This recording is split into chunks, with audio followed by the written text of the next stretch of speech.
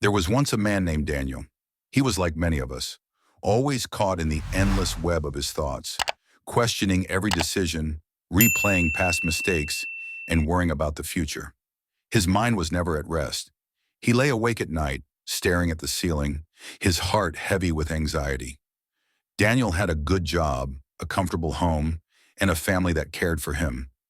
Yet he felt like he was drowning in his thoughts. The what-ifs consumed him. What if I make the wrong choice? What if things don't go as planned? What if I fail? One evening, after another exhausting day of overanalyzing everything, Daniel decided to take a walk. He wandered into a quiet park, the air crisp, the sky painted in shades of orange and pink. Lost in his thoughts, he barely noticed an old man sitting on a wooden bench nearby. The man was writing in a notebook, his expression calm and content. There was something peaceful about him, something Daniel wished he could feel. As if sensing his presence, the old man looked up and smiled.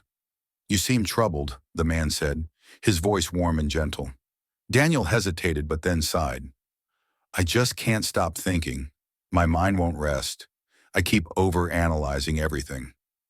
The old man nodded knowingly. "Ah, the storm of the mind. I was once like you, trapped in an endless cycle of thoughts. But I learned something that changed everything." Daniel sat beside him, curious. "What did you learn?" The old man closed his notebook and pointed toward the lake in front of them. The surface was smooth, like a mirror reflecting the evening sky. "Tell me, what do you see?" Daniel looked. "The water is calm, peaceful." The old man picked up a small stone and tossed it into the lake. The water rippled outward, the once clear reflection now distorted. "This is your mind when you overthink," the old man said. "Every thought is a stone, creating ripples of worry, doubt, and fear. The more stones you throw, the more disturbed the water becomes." Daniel watched the ripples fade as the water slowly returned to stillness. "But look," the old man continued, "the lake doesn't hold on to the disturbance. It settles. It always returns to its natural state of calm. And so can your mind." Daniel felt something shift within him. "But how? How do I stop the ripples?" The old man smiled. "You don't stop them. You simply stop throwing stones." Daniel sat in silence, letting the words sink in. He realized something profound. Overthinking is a choice.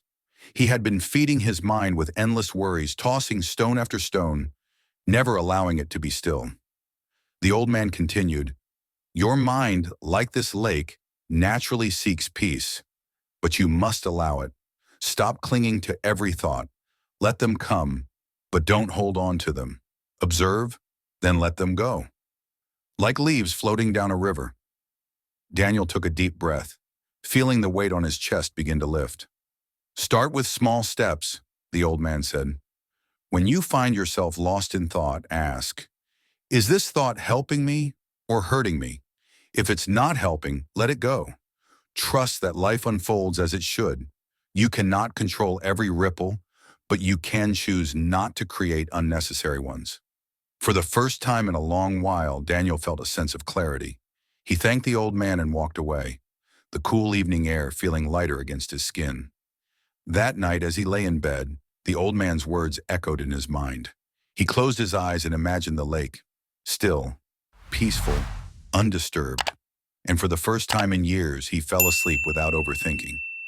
Your mind is not your enemy. Overthinking is like standing in a storm, waiting for the wind to stop blowing. But peace is found when you step away, when you stop resisting, when you allow stillness to return. Let go. Breathe. Trust the flow of life. And like the lake, find your way back to calm.